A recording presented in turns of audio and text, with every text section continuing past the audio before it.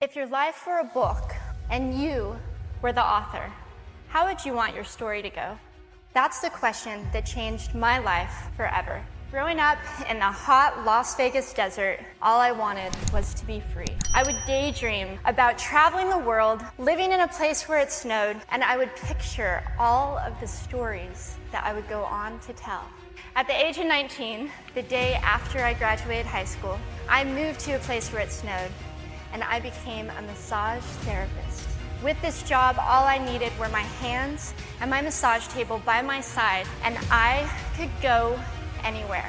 For the first time in my life, I felt free, independent, and completely in control of my life. That is, until my life took a detour. I went home from work early one day with what I thought was the flu, and less than 24 hours later, I was in the hospital on life support with less than a 2% chance of living. It wasn't until days later, as I lay in a coma, that the doctors diagnosed me with bacterial meningitis, a vaccine-preventable blood infection. Over the course of 2.5 months, I lost my spleen, my kidneys, the hearing in my left ear, and both of my legs below the knee. When my parents wheeled me out of the hospital, I felt like I had been pieced back together like a patchwork doll. I thought the worst was over until weeks later when I saw my new legs for the first time. The calves were bulky blocks of metal with pipes bolted together for the ankles, and a yellow rubber foot with the raised rubber line from the toe to the ankle to look like a vein. I didn't know what to expect, but I wasn't expecting that. With my mom by my side and tears streaming down our faces, I strapped on these chunky legs and I stood up.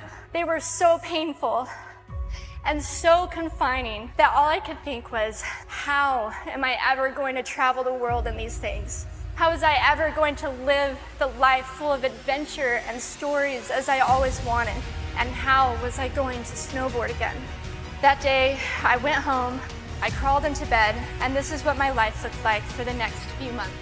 Me passed out, escaping from reality with my legs resting by my side. I was absolutely, physically, and emotionally broken. But I knew that in order to move forward, I had to let go of the old Amy and learn to embrace the new Amy. And that is when it dawned on me that I didn't have to be 5'5" anymore. I could be as tall as I wanted. Or as short as I wanted, depending on who I was dating. And if I snowboarded again, my feet aren't going to get cold. And best of all, I thought, I can make my feet the size of all the shoes that are on the sales rack. So there were benefits here. It was this moment that I asked myself that life-defining question. If my life were a book and I were the author, how would I want this story to go? And I began to daydream. I daydreamed like I did as a little girl. And I imagined myself walking gracefully, helping other people through my journey, and snowboarding again. And I didn't just see myself carving down a mountain of powder. I could actually feel it.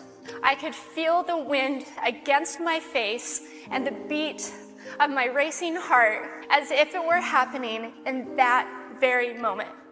And that is when a new chapter in my life began. 4 months later, I was back up on a snowboard. Although things didn't go quite as expected, my knees and my ankles wouldn't bend. I knew that if I could find the right pair of feet, that I would be able to do this again. And this is when I learned that our borders and our obstacles can only do two things. One, stop us in our tracks, or two, force us to get creative. I did a year of research, still couldn't figure out what kind of legs to use, couldn't find any resources that could help me. So I decided to make a pair myself.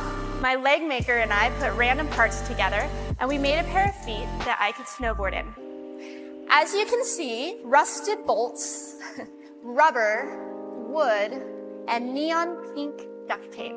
It was these legs and the best 21st birthday gift I could ever receive, a new kidney from my dad, that allowed me to follow my dreams again. I started snowboarding, then I went back to work, then I went back to school, Then in 2005, I co-founded a nonprofit organization for youth and young adults with physical disabilities so they could get involved with action sports. From there, I had the opportunity to go to South Africa, where I helped to put shoes on thousands of children's feet so they could attend school. And just this past February, I won 2 back-to-back World Cup gold medals, which made me the highest ranked adaptive female snowboarder in the world. 11 years ago, when I lost my legs, I had no idea what to expect. But if you asked me today if I would ever want to change my situation, I would have to say no.